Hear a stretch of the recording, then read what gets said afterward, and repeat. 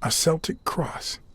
Supposedly, the ring keeps the devil at bay by reflecting the sunlight. Really handy at this time of the day.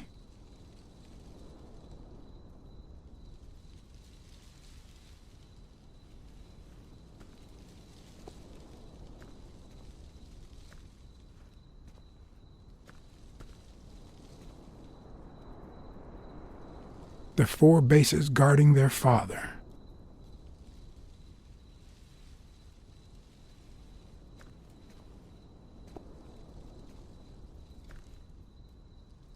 According to the book I found at Dunn's place, fans of the sport leave baseballs on Bradwick's tomb to pay their respects. It's strange that I don't see any. Maybe they're gone with the wind, or somebody claimed them as part of their inheritance.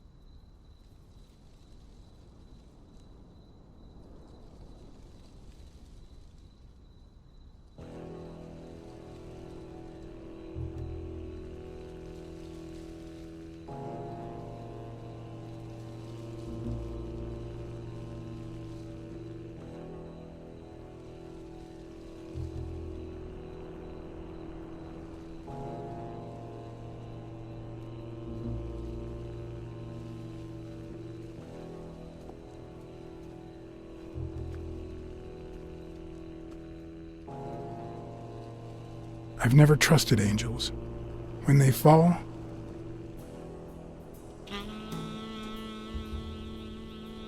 they turn into demons.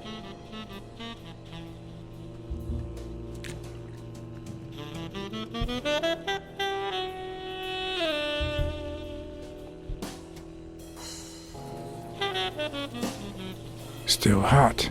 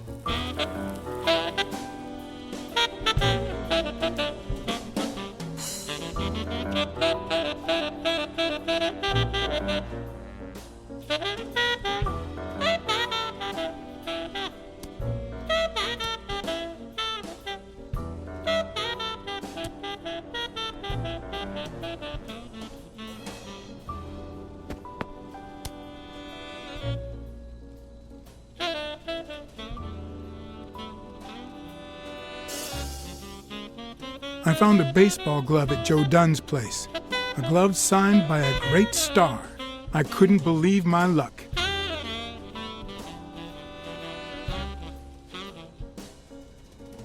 I'm investigating a case of sports corruption. I think a considerable amount of athletes are involved, both current celebrities and former stars.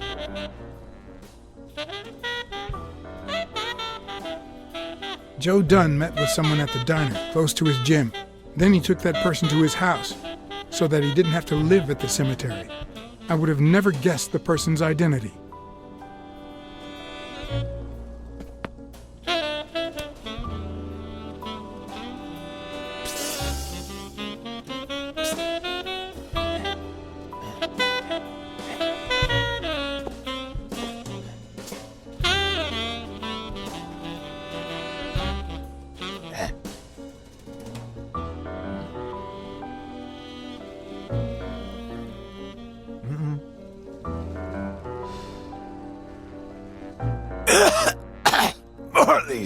They're the absolute worst.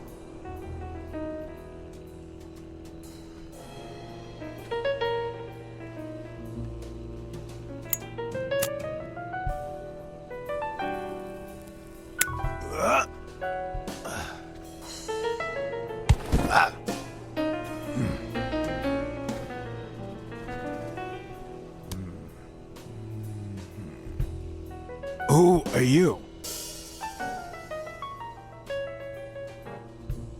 I'm John Blacksad, private investigator. How's Joe? One question at a time. It's my turn.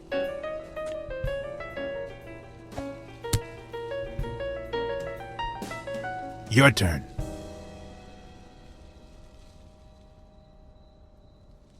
What was your glove doing at Dunn's place? Because Dunn said he was shaking the hornet's nest, that sooner or later they'd come after me, because they wanted to kill me, because he offered me his home, and then vanished.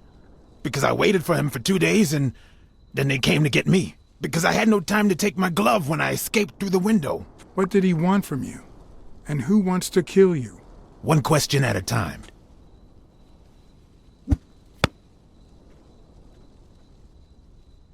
How's Joe? What would happen if I told him the truth? Would he lose it? Could I take that chance? Joe Dunn is dead. Murdered. I told you, Joe. How did it happen? One question at a time. My turn.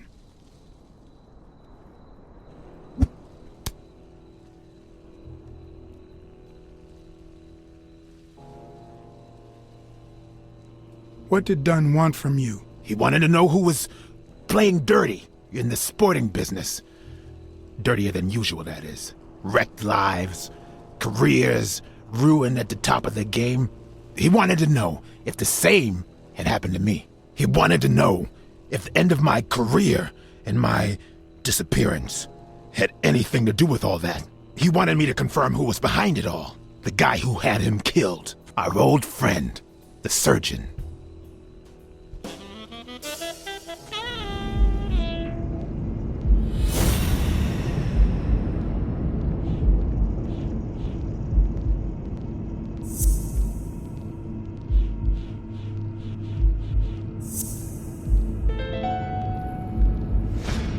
Is Mitchell the surgeon? Is he the person behind all of this? That surgeon you mentioned, is he... My turn.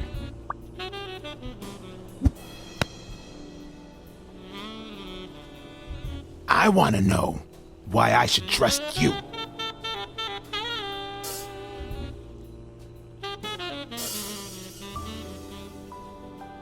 Because I take my job very seriously.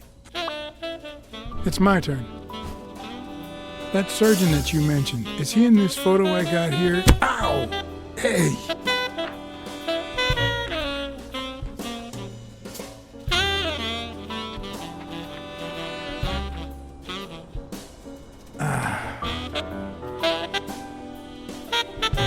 Hey, that toss was...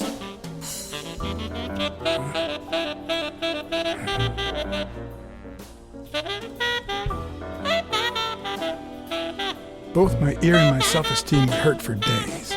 But at least I had a new lead to follow, the surgeon. The bastard had avoided my scrutiny by passing as a hospital doctor. But now, all of my senses were on guard. No matter how good the disguise or how well he hid, I would find him.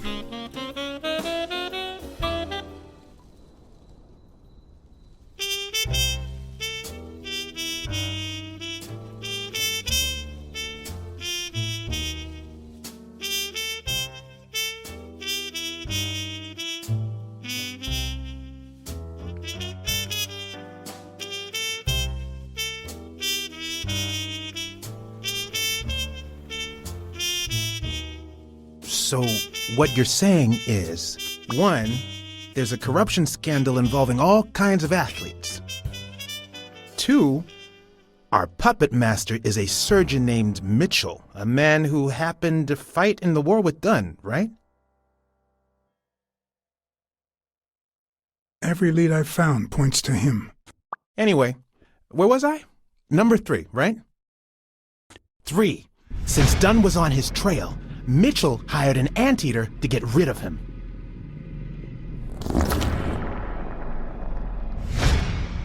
Then, since you were also shaking the wasp's nest, he went after you.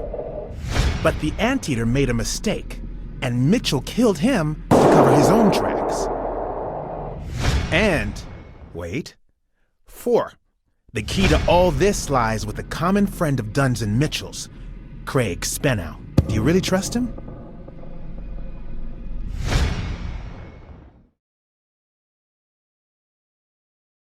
I think he didn't lie to us. Although he might not know the whole truth. 4. 5. Dunn was murdered 4 days after taking Spenow to his house. If that doesn't make him suspect, makes sense, doesn't it? Yeah, it could make sense. Ha! Who's the detective now?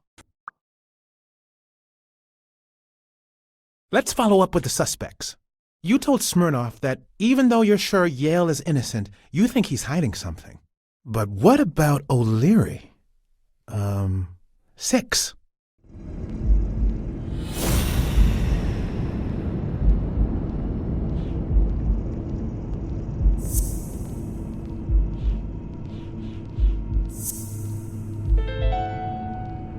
O'Leary wouldn't have sent Randall to kill Dunn. He would have dragged him to his basement, given him his little speech, and then killed him himself. Nah, I know O'Leary, and he wouldn't have sent a hitman. He would have taken matters into his own hands. What about Cassidy? 7, right?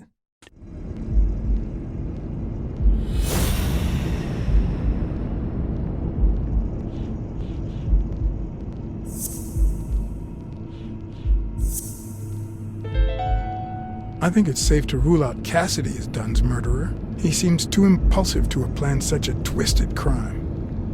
Whoever planned the whole thing knew the suicide theory would fall through, so he manipulated the clues to incriminate Yale. Cassidy is too impulsive to pull off such an intricate plan. So, you're right. Mitchell is the one pulling the strings. And you know why? Because in novels, the murderer is always someone the detective knows from the beginning. Well, that could be the case in British novels. You know, where everyone in the mansion where the murder took place is a suspect. But this might just be an American whodunit, where the detective doesn't even meet the culprit until the last scene. You mean we still don't know who's pulling the strings? I didn't say that. How did it go with Helen Moore? I didn't get anything, even though it started out really well. I asked to interview her along with her boyfriend, Al Stone. Since I'm a big shot, they were happy to oblige.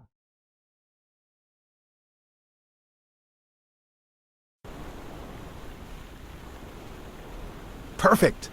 Now, time for the interview. I'll go back and forth so you don't get bored. So, who goes first?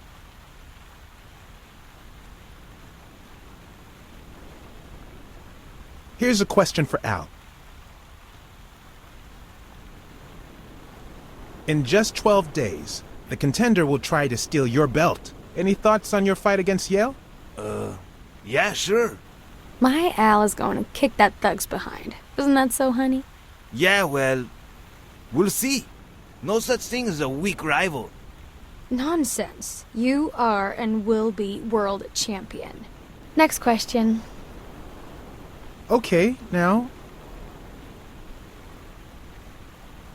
Here's one for Helen.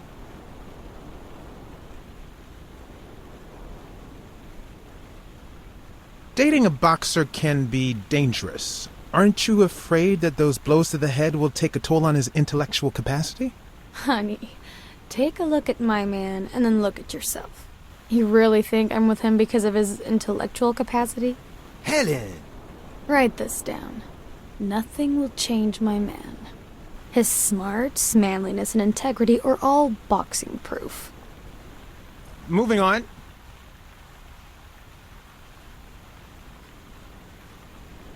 Time for a picture. How should we pose?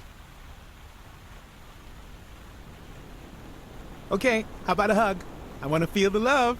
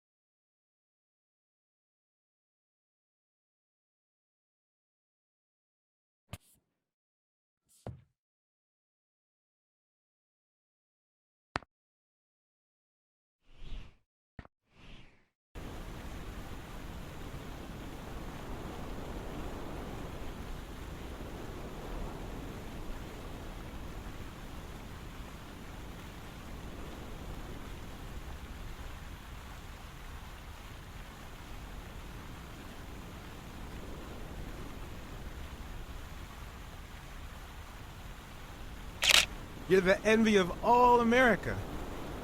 Now what? Here's one for both of you.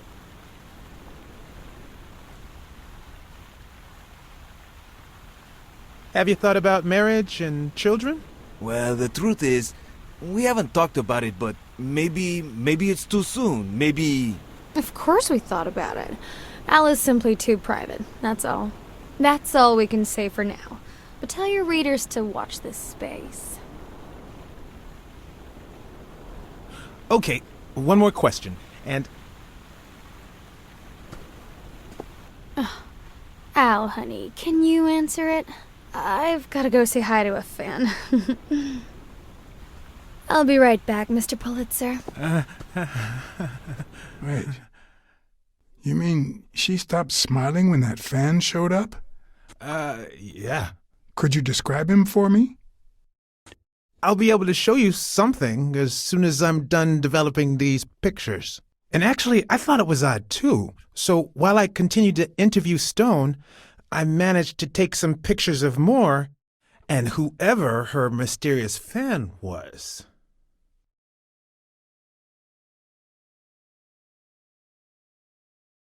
All right, so where were we?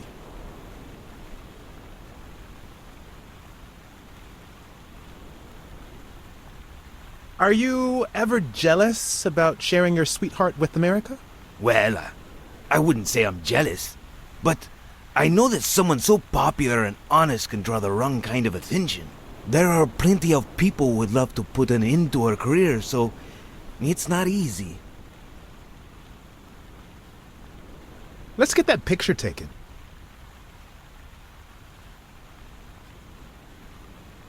Okay, now raise your head and your arms up like you were celebrating a victory. Like this? Exactly. Wait, I accidentally moved. Stand still. I'll take another one. What's with me today?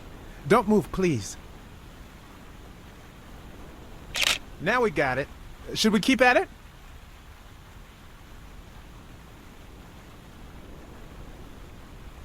Your manager is Frank Cassidy, president of the Boxing Managers Association of New York. According to him, only boxers working with member managers should be allowed to compete. What do you think about that? Cassidy is a great manager, really. No complaints there. And the work he's putting in as president of the association is really valuable. But, I don't know, maybe in this case, Joe Dunn was right. Wait, no. Could you keep that last comment off the record? You know, on the down low. My lips are sealed. I'm going to take one more, all right? Let's see what you think about this. Close your eyes and rest your chin on your fist. The boxing thinker.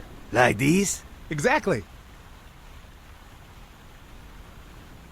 What's up with me? Stand still. I'll take it again. I can't seem to get it right. Don't move. It's about time. Finally, we're all set.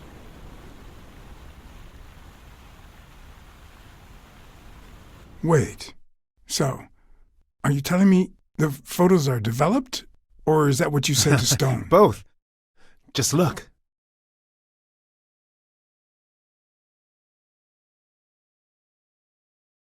You know, I thought he'd be cocky, but he didn't seem too convinced about beating Yale. It makes sense. O'Leary's rigged the fight. Stone has to lose. Who's that guy? I know he's not a fan. You should have seen her face when she saw him. Can't you just see the love? I'm not so sure, to be honest. Love is not subservience. The boxing thinker, the boxing poet. Boxing just might turn out to be the intellectual sport of choice. I think she only smokes when she's nervous. What was making her nervous? That's a decent picture, but it doesn't tell the truth. Huh? Of course it's the truth. I was there. Stone isn't as strong as he looks, and Moore certainly doesn't need him to lift her up.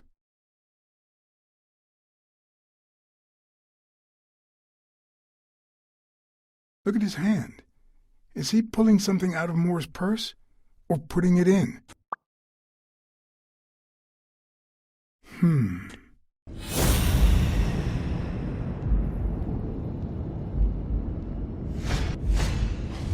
I've seen that matchbox before.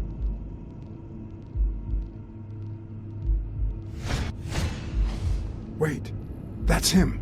Who? Mitchell, the surgeon. Seriously? We got him. Not yet. Right. We still have to find him.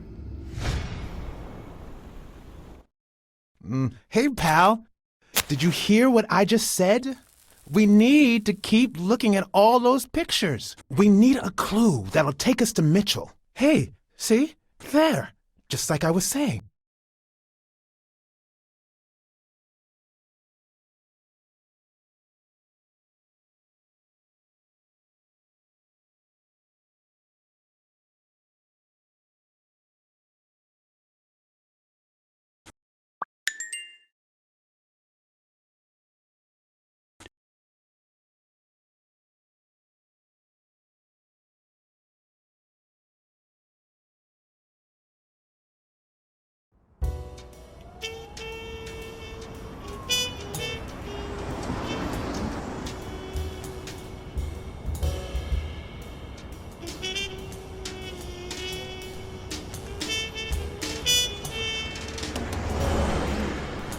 Brawls aren't even the worst part of my job. Sure, you may take a beating, but at least you get the chance to defend yourself. But when you're sitting in your car all night, there's no way out.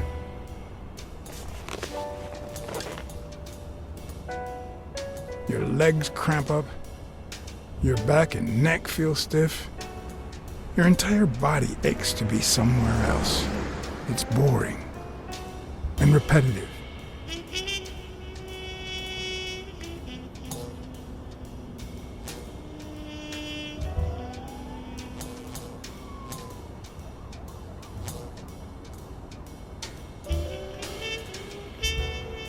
People were finally leaving the place. The bar was about to close. And I hadn't seen Mitchell go in or out.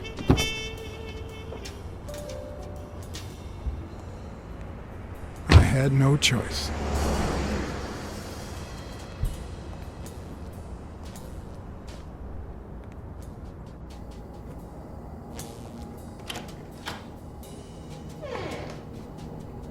I see you took me up on my invitation.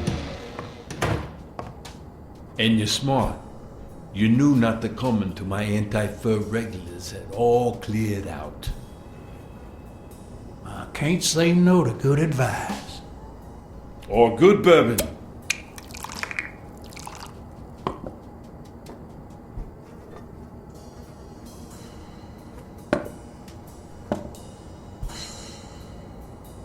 Here's looking at you, Mr.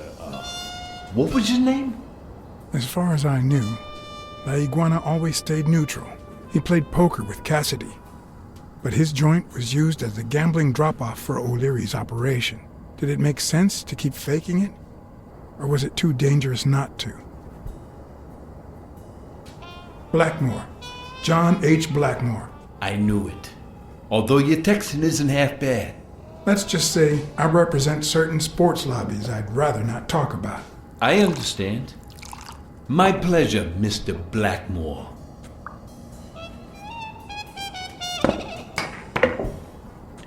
You're natural. You're even better at pool than poker. This is much easier. No one can cheat. You barely flinched when Cassidy decided to teach that ego a lesson. What do you want me to say?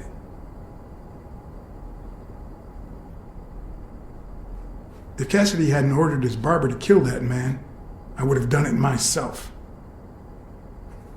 Some people just don't deserve to live.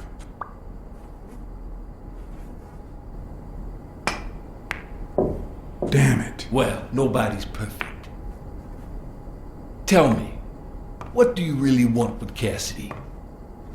I just don't understand your motives. The truth is, I represent certain interests which make Desmond O'Leary my enemy. If you know anything about their rivalry, I rest my case. Don't worry about it. I was only curious. So, what about me? What do you want from me? No one comes to La Iguana just to drink and play pool. I'm looking for one of your regulars, Dr. Angus Mitchell. What for?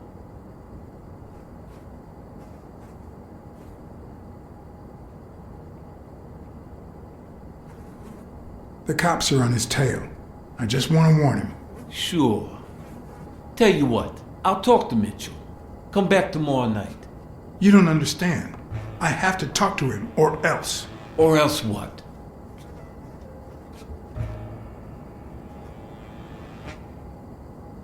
You'd be losing your chance to make a pretty penny. I know how to reward my allies. You think I'd spend my time in this dump if all I cared about was the money? Please, cut the crap. Anything else? I don't think Cassidy would be too happy about the role his poker buddy plays in O'Leary's gambling operation. I'm sure you understand that.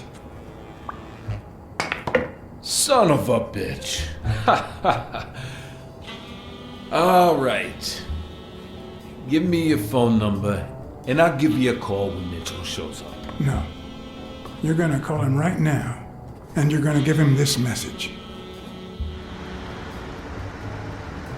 But when you're sitting in your car all night, there's no way out. Your legs cramp up, your back and neck feel stiff, your entire body aches to be somewhere else. It's boring and repetitive. It's so bad that your thoughts spiral in a never-ending loop. Like when you're stuck in your car, on surveillance duty. The owner of La Iguana was supposed to tell Mitchell that a certain anteater was still alive, and that it was only a matter of time before he ratted him out. With a bit of luck, that would make him nervous enough to force his hand. Now all I had to do was follow him.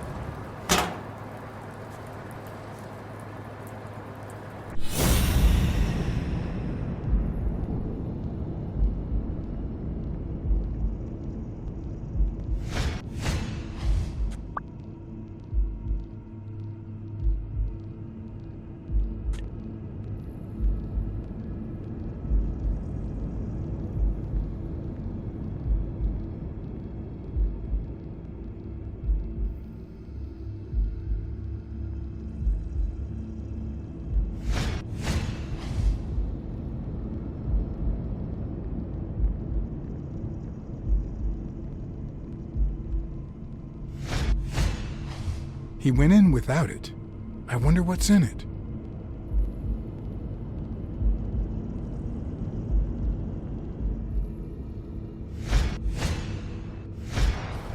We'll be just fine, don't worry. Gil, stand guard right here. If the cat shows up, you know what to do. I'll be back in an hour.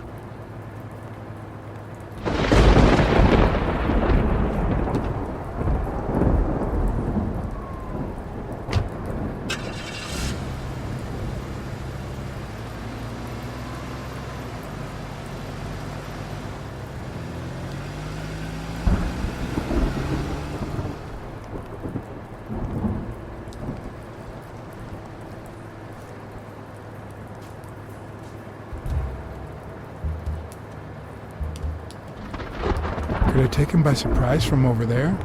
Although I don't know how I'd get there.